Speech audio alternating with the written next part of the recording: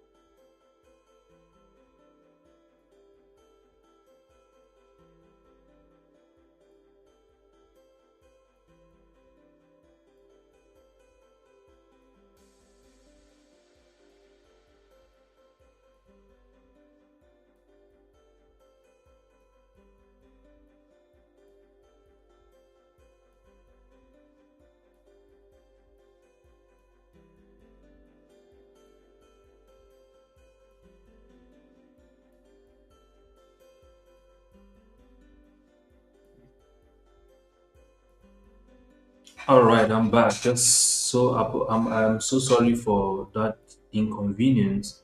Let's get to the business of today.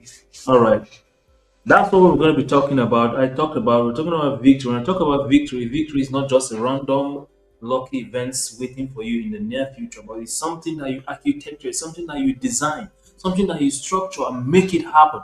That is what victory is all about. And when we're talking about the atmosphere of victory, I want you to have it in mind that it is something that you are going to structure, you're going to design, you're going to make happen, and you make it happen and you live in it. That's what we're going to be talking about right this moment. So, and we all know that there's so much chaos in this life. There's so much distraction. There's so much things going on, trying to see that they take your attention. But I'll be showing you how to do that so that your attention will be intact, so that nothing is going to take your attention from you, so that you can be able to achieve that atmosphere of victory. Now, for me to help you understand the difference between the atmosphere of victory and the atmosphere, you need to understand also that we also have another atmosphere called the atmosphere of survival. In the atmosphere of survival, here's what exists: reactive states, waking up and immediately surrendering your focus to other people's demand, messages, and chaotic news cycle. You wake up in the morning and you immediately surrender your focus to other people's demand. How? The moment you wake up in the morning, the first thing you pick is your phone, you switch on your data and go into Facebook, you go into TikTok, you go into YouTube, you go into Instagram, you keep on scrolling and scrolling and scrolling. You are reacting. You are reacting. You have a reactive state. You are just going through the motion. That is another one attribute of survival atmosphere. Another thing is mental state. You have this chronic fatigue. You are so anxious, you are scattered and moving from one emergency to the next. You can't just focus. Anytime you try to focus on a task, you just get tired mentally. You want to listen to a 1 hour video on YouTube, you just get tired mentally. I came across a video recently, the day before yesterday, talking about is it all these tech founders, talking people like all the tech founders, Apple CEO, Bill Gates, and all these people. They were like, they were trying to find out how they use gadgets, phones, and laptop in their house. And surprisingly, people like what's his name again? Apple CEO, I forgot his name, said that his children are not allowed to use the phone until they are 15. Another CEO talked about if his children are going to be online, then they are going to be online to watch a video that is more than 15 minutes. Anything less than that is not allowed to be watched. What are they telling you? They are trying to teach us that for us to get to learn how to focus, we must learn how to listen to long content. And our world right now is filled with short content. Everywhere, short content. You try to post anything long on YouTube and see, people will not watch it. But when you post a short video, 1 minute, 57 seconds, 53 seconds, 35 seconds, you will see hundreds of views. Why? Because people's attention span has scattered. People are now mentally weak and mentally lazy. They can no longer be able to focus on things for a long period of time. And if you find yourself in that, you find out that you are always chronically mentally tired. You should know that you're already living in a survival mood, or you are already creating a survival mood.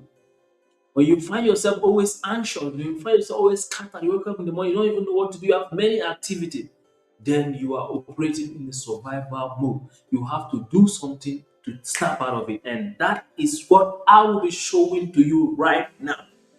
Another thing is digital states, completely overwhelmed by endless loops to to low value information and short form noise. I've already talked about this. People, when you find yourself always into short form content, noise from here and there, you're scrolling, you're binging up and down. You're already in a survival mode. These are the what attributes of survival mode. So I'm trying to clarify this so that you understand, because people talk about things that they don't even know what it means. Somebody will be talking about a word and don't even know what it means. And that's why I'm trying to differentiate between the atmosphere of victory and the atmosphere of survival. So when I talk about the atmosphere of survival, you find yourself chronically tired mentally. You are full of endless confusion. You're always scrolling. You don't have focus to watch or to stay on a problem for a long period of hours. Then you are struggling with long the survival atmosphere. So what about the atmosphere of victory? When you are in the atmosphere of victory, the things that attributes you is proactive states. You wake up, you command your day, your schedules, and your mind before the rest of the whole world even wakes up. That implies that you don't just wake up anytime you want to wake up, or you wake up by 8, by 7. No, you wake up early. You wake up before the world woke up so that you can be able to focus and do the things that matters to you. You woke up and you command your day, you strategize your day, you schedule your day, you arrange your mind so that before everybody's up, you're already ahead, you're moving with your life. That is one of the attributes of someone living in the atmosphere of victory. Another thing is the mental state. When you look at your mental state, you are anchored in absolute clarity. You know exactly what you want.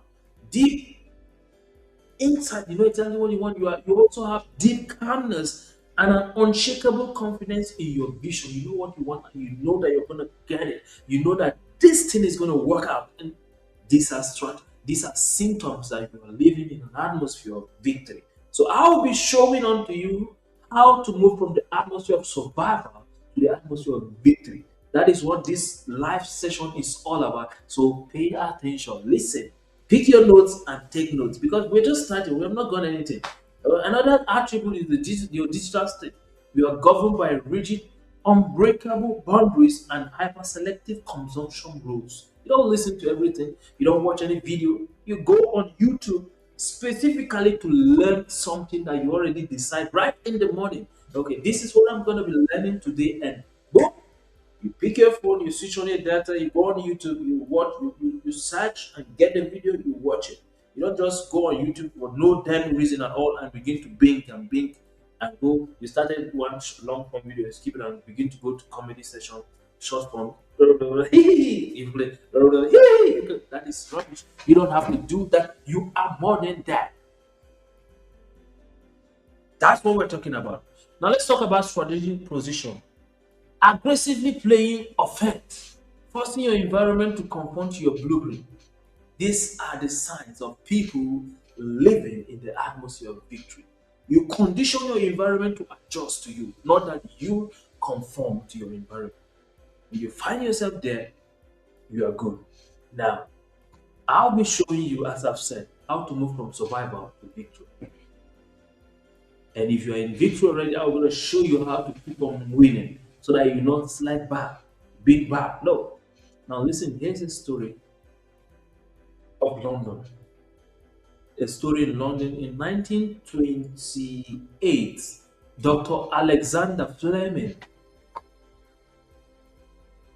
a world class scientist, was conducting an elite bacterial research experiment with culture plates inside his laboratory. Now, in the laboratory, the lab is being designed in such a way that nothing outside can be able to enter inside without consent. So the walls, the windows, the doors, and everything were designed in such a way that it doesn't allow any bacteria to come in or go out. Anything that is inside remains inside. And before they go out of that place, they have to what? Structure everything before they go out. So this scientist, Dr. Alexander, was conducting this research, and a single ordinary window was left completely open, unsealed, and open to the outside elements.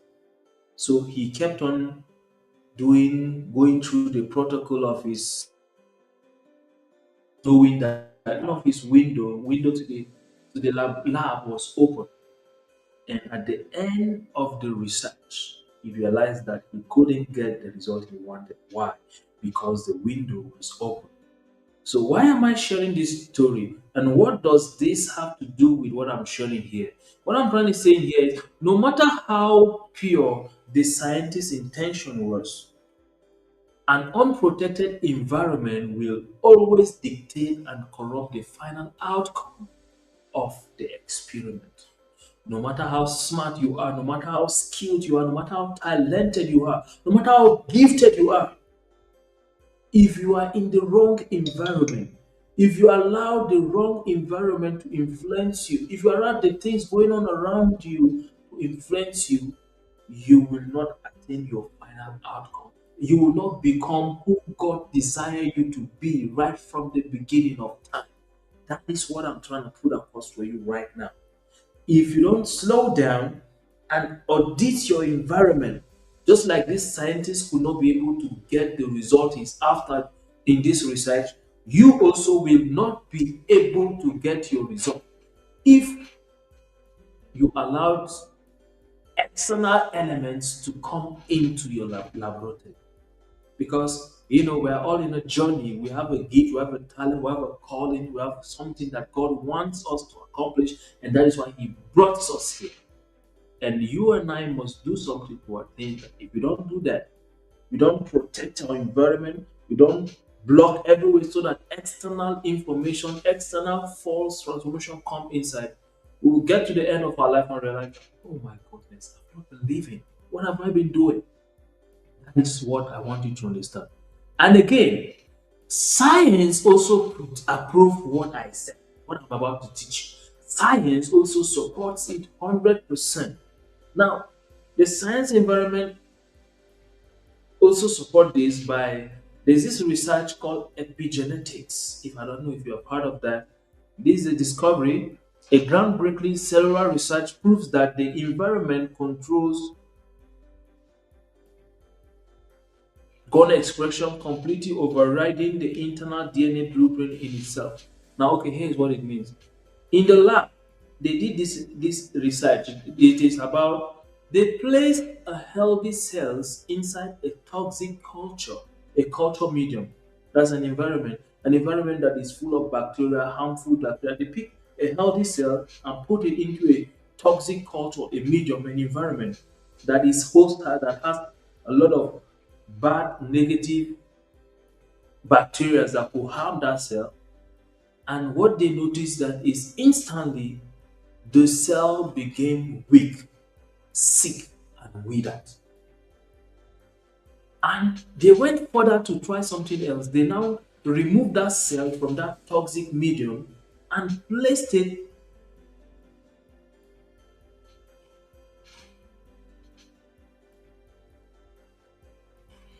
in an environment whereby naturally that cells naturally grow and survive and thrive. And here's what they noticed. That cell that was sick, that was withered, that was weak, began to recover.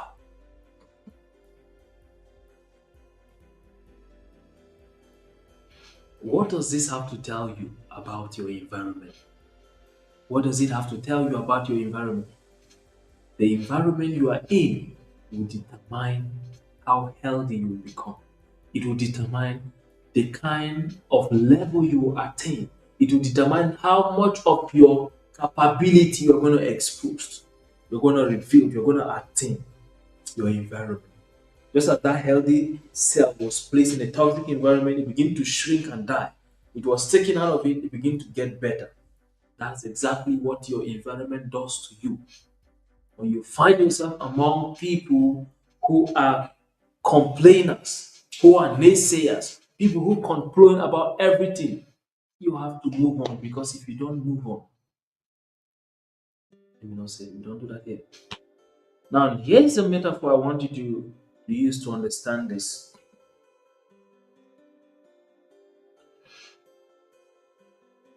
Just take a look at an eagle that was trained or was meant to raise that accidentally found itself among chicken. If the chicken move around in among around the neighborhood, they're doing trying to see they get ends means. That's exactly what the eagle will keep on doing. It will keep on moving around, eating, and every day by day it keep on becoming like them, becoming like them, becoming like that. Before you know it, He has forgotten how to fly. And when the opportunity comes for him to fly, he will not be able to fly. And I don't want you to be as an eagle being reared in chicken. You are not a chicken, you are an eagle. So you have to go there and stay with chickens. Whoa. You get what I'm trying to say. So I want you to look at your life as a kingdom that is being protected. I want you to look at your life as a kingdom that is being protected.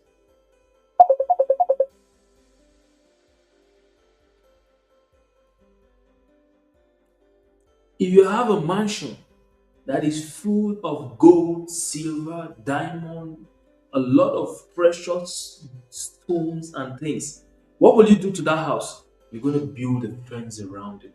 You're going to raise the fence up. You're going to put bodyguards at the gates.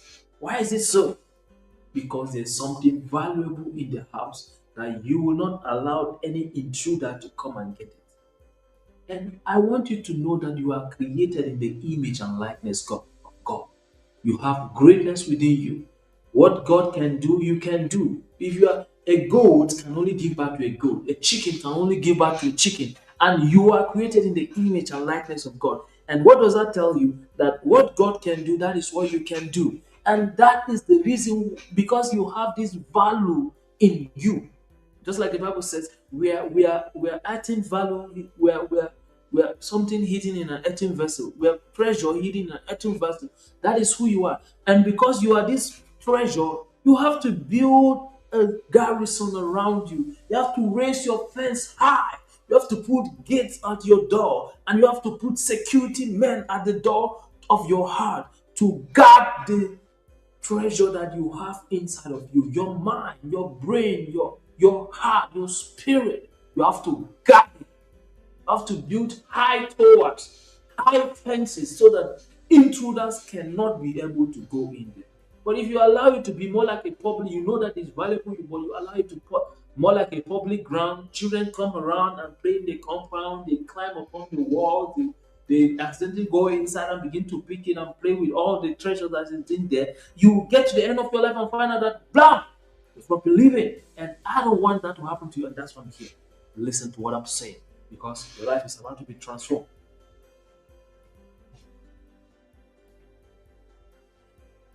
Here's what I wrote here. An empire without defined, heavily guarded borders will eventually be invaded, looted, and conquered by complete outsiders. You don't guard your heart, you don't guard your territory. This war that is just designed to make you lose, to make you fail, to make you lose your focus, is going to take everything that you get. But we will not allow that to happen. Now, let's talk about the mechanics of sovereign stance. That is the identity alignment. The first thing you need to do is ruthless deletion. What do I mean by ruthless deletion? You're going to permanently eliminate the vocabulary of lack, delay, victimhood, and localized limitation from your tongue. You don't speak nonsense. You don't say things that are not powerful. The Bible says anything that is true, loving, kind, trustworthy, that is what you should be focused on thinking about. Anything less than that, you should forget about it. Don't think about it. If it is true, good, fire on. If it is loving, good, fire on. If it is admirable, good, style. Speak it out. Confess it. Say out the words. You delete anything that is not in alignment to who you are becoming. And the next thing you need to do is proactive posture. You intentionally adopt the posture and the way of a global solution provider, long before the external market validates it. You look around you in the global market, what are those problems? Begin to create solutions for those things and position yourself even before the world knows it. Look at MoneyPoint and Opay. They noticed that businesses in Africa and Nigeria are having difficulty with transfer. Banks are giving them trouble, and they created a solution and brought it to the market. And look at who they are right now. And you have to also be someone who comes with what global solution. Begin to build yourself. Begin to focus and build yourself in the aspect of solution you want to bring to our world. That is what you need to do, because when you do that, you position yourself and the world will now see that you're rising. Just like what I'm doing right now, I'm solving a real problem. Despite the fact that people are not really seeing, but right now I'm solving a problem and people will come. Before they will come, by then I've already built capacity, I've built expertise. And they will think, this guy is a genius. Oh, this guy is smart. Oh, this guy is lucky. Look how gifted he is. No, I've been here talking. And right now, I think nobody is even watching me right now. I say, yeah, let me see. Yeah, no one is watching. This zero likes. But I'm still here. We're gonna keep working at this until people pay attention. So I shared something previously in one of my live sessions. I said the way to dominate is to be consistent. Keep on coming and coming and coming until failure is tired of you, until people are tired of you. They say, this guy with his message. Like tragedies. Let us listen. What is he trying to say? Bam! That's how your life changes. And you have to do the same. That's how it works. Get up and do it. Get up because you don't have the time. So we got to build momentum. We have to keep on coming. You have to begin to talk as if it is there. The Bible talked about faith as believing in, is it? How do we put it? But it's more of you have to first of all believe. You have to be able to see it before you can have it. The Bible, the word says seed is believing, but God is more like saying you gotta believe that you have it before you can have it. And that is what you have to do. If you want to rise to the atmosphere of victory, begin to live as a sovereignty, a man control of his life, then you have to begin to speak the future as if it has happened. Imagine the future as if it has happened. Live the future as if it has happened. Begin to conduct yourself right now as if the future has happened. And the next thing you need to do is the economic truth. You gotta be absolute excellence. You're gonna focus on absolute excellence, radical dignity, and meticulous order. Because all of these things cost zero financial capital. They require only a sovereign decision. All you need to do is focus on excellence. Anything you want to do, you give it your best, you prepare, give it your best. Right now I'm here, I'm trying to give my best, I practice, I prepare. I read every day because anytime I come here, I have to have something to say. And not just something to say, but something to transform your life, because I know that the life of somebody is depending on what I'm teaching here. The life of somebody is depending on my rising. If I don't rise, people that are depending on me will perish. Because I know what the lives of some people I admire have done to me, because of the message I listened to. It changed my life. It helped me not to make that mistake. And I know that if I don't rise, people who are dependent on me will perish. Your internal identity acts as the absolute head baseline and gravity anchor for your external environment. So you have to figure it out here. Begin to speak it as if it is there. Begin to act it as if you begin to go after excellence, dignity, honesty, integrity. All these things don't need money. So you are building all of these things. While you are building all of this, you are now in a lookout waiting for opportunities, searching for opportunities. By the time you are done building character, then the money will come. But they will not come simultaneously. And that is how it works. Now let's talk about the atmosphere upgrade project. All right, so how do I move from the survival atmosphere to the atmosphere of victory? Pay attention. Pick up your pen and paper and begin to write. Because I'm about to share with you the action blueprint. The first thing you need to focus on is the sensory audit. You got to audit your sensory perception. You got to ruthlessly secure the first 60 minutes of your morning for deep vision, prayer, strategy, and quiet execution. Absolutely no screens allowed inside this sanctuary. The sensory audit. You wake up in the morning, the first thing to do is not to pick your book. No! The first thing you do when you wake up in the morning, you say your prayer, you practice meditation and visualization. Just sit down and imagine the coming future. See it the way you want to see it. And begin to say it the way you want to see it. You pray and give thanks. And then you set up strategy on how to get there. And then You begin to execute. That's the first thing you need to do. And after you're done with this, then you cannot give your attention to the work. That's where you begin to learn. You begin to listen to what others are saying. But the first thing to do is what? You got to what? Slow down and do some visualization, some prayer, some affirmation. Say it as if it has happened. Strategize and execute. After you have done your execution, then you can now go and begin to listen to others before you can pick your phone. My phone is only, I get on my phone around 9 o'clock. If it's not 9, I woke up by 7, 6:30, sometimes 7:30. But before I pick my phone and use it, it got to be 9, 10, 11. What am I doing? Wake up in the morning and just slow down, sit quietly and meditate. Just quietly there. Just sit quietly there. I just there. And then sometimes begin to imagine the future I want. Begin to confess the word the way I want it. The Lord is my shepherd. I don't want for what, no ability, not for anything. The Lord is my shepherd. Confess those things. You see the future. And then begin to strategize. Share my content. When I share my content, that is when I begin to listen to other people. That's how I started it. You have to do the same. The first thing is your sensory audit. Adjust all these things. The next thing is you clear the atmosphere polluters. Any human being in your atmosphere that pollutes the environment, immediately take them. Take immediate inventory of your social cycle. Radically disconnect from casual complainers, small minded critics, and individuals addicted to local dramas. All those kind of people. Beat them bye bye immediately. You don't need them in your circle because when you stay in the circle, you become more like like the eagle that grew up with the chicken, or like the lion that grew up with cattle and sheep, not knowing his identity.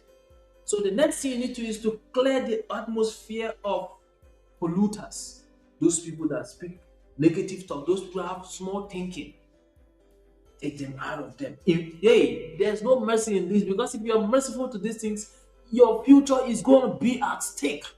And that is not what we want to allow to see happen. So you get it. So you don't allow that to happen. Because in a moment, let's check some notifications here. Let me see what's going on here. And the next thing is kinesthetic deep work blocks. That is after you are done with that, you eliminate people that are not needed in your cycle.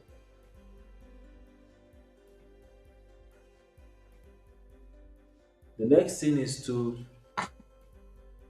structure your daily routines into uninterrupted 90-minute deep work sessions where your devices are completely face down or turned on. This session is a session whereby you now create. You don't just consume. In this world is a world of creators. If you don't create, you only consume. What are you going to leave after you're gone? So you have to after you have this first 60 minutes of the day to meditate and to do all of those things. What you need to do next is to have another 90 minutes, 1 hour, 30 minutes for creation. Is it writing? You write. Is it recording videos? Like you record like this right now, and I'm already creating. Because something like this that have never existed on YouTube, but right now it has existed. And I've already told people, hey, you gotta come here and watch me. You gotta come and listen to Qualifying. He has something to share with you about the atmosphere of victory. And that's what I'm doing. I'm creating something that have never happened before. You are making things that are not to be as though they are, and it is right now. At the end of this, I have a product.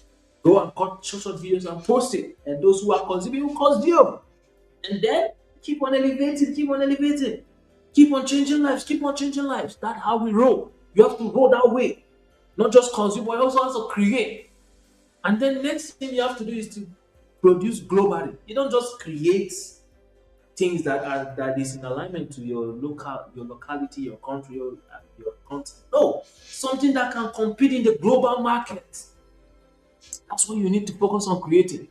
Create solutions that can compete in the global market.